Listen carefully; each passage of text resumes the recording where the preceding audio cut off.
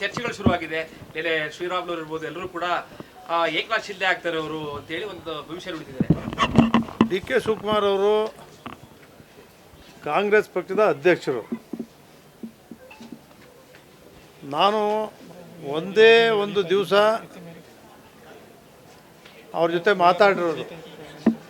ನನ್ನ ಆಜ್ಞೆ ಅಳಿಯ ಒಂದು ಇರಿಗೇಷನಲ್ಲಿ ಎಡಬ್ಬಲಿ ಆಗಿದ್ದಾನೆ, ಇದನ್ನು ವರ್ಗಾವಣೆ ಮಾಡಿಕೊಡ್ಬೇಕು ಅಂತಕ್ಕಂಥ ಒಂದು ಮಾತಾಡಿರೋದು ಬಿಟ್ಟರೆ ಅದು ಯಾವುದೇ ವಿಚಾರಗಳನ್ನು ಇವತ್ತಿನವರು ಕೂಡ ಮಾತಾಡಿಲ್ಲ. ಅಲ್ಲ, ರಾಜಕೀಯ ಬೆಳವಣಿಗೆಯಲ್ಲಿ ಡಿ ಕೆ ಶಿವಕುಮಾರ್ ಅವರ ನಡೆ ಬಹಳಷ್ಟು ಚರ್ಚೆ ಆಗ್ತಾ ಇದೆ. ಅವರು ಪಕ್ಷ ತೊರಿಬಹುದು ಅನ್ನೋ ಒಂದು ಮಾತಾಗಿರುತ್ತೆ, ಅಥವಾ ಸಿದ್ದರಾಮಯ್ಯನವ್ರಿಗೆ ಟಾಂಗ್ ಕೊಡ್ಬೇಕು ಅಂತ ಕಾಂಗ್ರೆಸ್ನ ಮನಸ್ಥಿತಿಗೂ ಅವ್ರು ನಡ್ಕೊಳ್ತಾ ಇರೋ ರೀತಿಗೂ ಹೊಂದಾಣಿಕೆ ಆಗ್ತಿದ್ಯಾ ಅಂತ, ಇದನ್ನ ಯಾವ ತರ ವಿಶ್ಲೇಷಣೆ ಮಾಡ್ತೀವಿ ನೀವು ಹಿರಿಯ ರಾಜಕಾರಣಿ? ನಾನು ವಿಶ್ಲೇಷಣೆ ಮಾಡಲಿಕ್ಕೆ ಅದು ಯಾವುದೂ ಕೂಡ ನೋಡಿಲ್ಲ. ಅದಕ್ಕೆ ಡಿ ಕೆ ಶಿವಕುಮಾರ್ ಅವರೇ ಆ ಪ್ರತಿಕ್ರಿಯೆ ಕೊಡ್ತಕ್ಕಂಥ ಕೆಲಸನೂ ಕೂಡ ಮಾಡಿದ್ದಾರೆ. ಹಂಗಾಗಿ ಇದು ಅನಾಲಿಸಿಸ್ ಮಾಡ್ತಕ್ಕಂಥ ಕೆಲಸ ಮಾಡಿಲ್ಲ, ಯೋಚನೆನೂ ಮಾಡಿಲ್ಲ. ಸೀಟ್ ಚರ್ಚೆ ನಡೀತಾ ಇದೆ, ಕುರ್ಚಿ ಚರ್ಚೆ ನಡೀತಾ ಇದೆ, ತುಂಬಾ ನಡೀತಿದಾಗ ಅವ್ರು ಹೇಳ್ತಾರೆ ನನಗೆ ನಾನೇ ಹೀರೋ, ನಾನೇನು ಯಾರನ್ನೂ ಏನು ಕೇಳಬೇಕಾಗಿಲ್ಲ ಅನ್ನೋ ಒಂದು ಮಾತನ್ನು ಕೂಡ ಹೇಳ್ತಾರೆ. ಅಲ್ಲಿ ತುಂಬಾ ಚರ್ಚೆ ನಡೀತಾ ಇರ್ಬೇಕಾದ್ರೆ ಡಿ ಕೆ ಶಿವಕುಮಾರ್ ಅವರ ಈ ಹಿಂದುತ್ವದ ನಡೆ ಏನಿದೆ ಅದು ಕಾಂಗ್ರೆಸ್ಗೆ ಹೋಗುತ್ತಾ ಅಂತ. ಈಗ ಕಾಂಗ್ರೆಸ್ ಪಕ್ಷ ಕರ್ನಾಟಕದಲ್ಲಿ ಭಾರಿ ಗಟ್ಟಿಯಾಗಿದೆ. 138 ಜನ ಶಾಸಕರು ಇದ್ದಾರೆ. ಸಿದ್ದರಾಮಯ್ಯನವರು ಮುಖ್ಯಮಂತ್ರಿ ಇದ್ದಾರೆ, ಡಿ ಕೆ ಶಿವಕುಮಾರ್ ಅವರು ಉಪಮುಖ್ಯಮಂತ್ರಿ ಆಗೂ ಇದ್ದಾರೆ, ಅಧ್ಯಕ್ಷರು ಇದ್ದಾರೆ. ಹಂಗಿರುವಾಗ ಅವರೇನು ಮಾಡ್ತಾ ಇದ್ದಾರೆ, ಏನು ಹೆಜ್ಜೆ ತಗೊಳ್ತಾರೆ, ಅದು ಯಾವುದು ಕೂಡ ನನ್ನ ಗಮನಕ್ಕಿಲ್ಲ, ನಾನು ಆಲೋಚನೆ ಕೂಡ ಮಾಡಿಲ್ಲ. ನೀವು ಹೇಳಿದ್ರಿ ಮುಂದೊಂದು ದಿನ ಮುಖ್ಯಮಂತ್ರಿ ಆಗೇ ಆಗ್ತಾರೆ ಅಂತ ಹೇಳಿ. ಸೊ ಈ ನಿಟ್ಟಿನಲ್ಲಿ ಈ ರೀತಿಯಾದ ತಂತ್ರಗಾರಿಕೆ ನಾನು ಏನು ಹೇಳಿದೆ ಅವತ್ತೇ, ಭಾಳ ಜನ ನಾವು ಮುಖ್ಯಮಂತ್ರಿ ಆಗಬೇಕು ಅಂತಕ್ಕಂಥ ಆಸೆಗಳನ್ನು ಇಟ್ಕೊಂಡಿರ್ತಕ್ಕಂಥದ್ದು ಯಾರಿಗೂ ಕೂಡ ತಪ್ಪಲ್ಲ. ನಾನು ಆವತ್ತೇ ಹೇಳಿದೆ, ಸಿದ್ದರಾಮಯ್ಯನವರು 2004ರಲ್ಲಿ ಒಂದು ಬಾರಿ, ಇನ್ನೊಂದು ದೇವೇಗೌಡರು ಪ್ರಧಾನಮಂತ್ರಿ ಆದಾಗ 96ರಲ್ಲಿ ಮುಖ್ಯಮಂತ್ರಿ ಆಗ್ತಾರೆ ಅಂತೇಳಿ, 96ರಲ್ಲಿ ಆಗ್ತಾರೆ ಅಂತೇಳಿ MLAಗಳೆಲ್ಲ ಸೈನ್ ಹಾಕ್ಕೊಟ್ಟಿದ್ದು.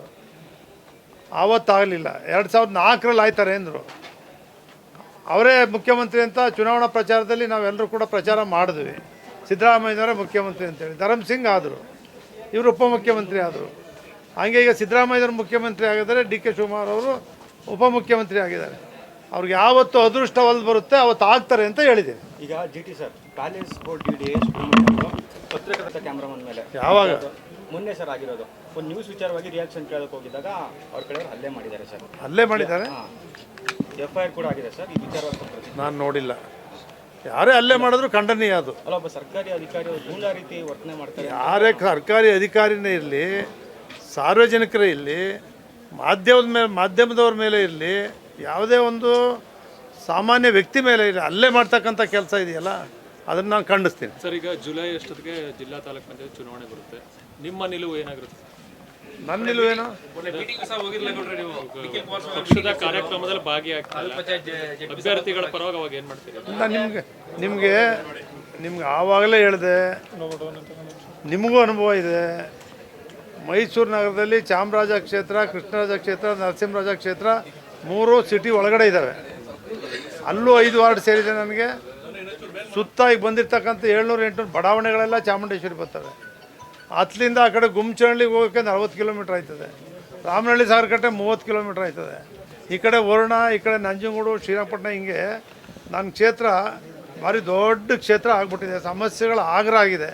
ಹಂಗಾಗಿ ರಾಜಕೀಯದ ಬಗ್ಗೆ ನಾನು ಯಾವುದೂ ತಲೆ ಕೆಡಿಸ್ಕೊಂಡಿಲ್ಲ.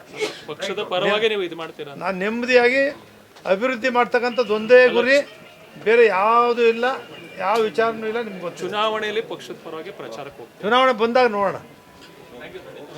ನಮಸ್ಕಾರ.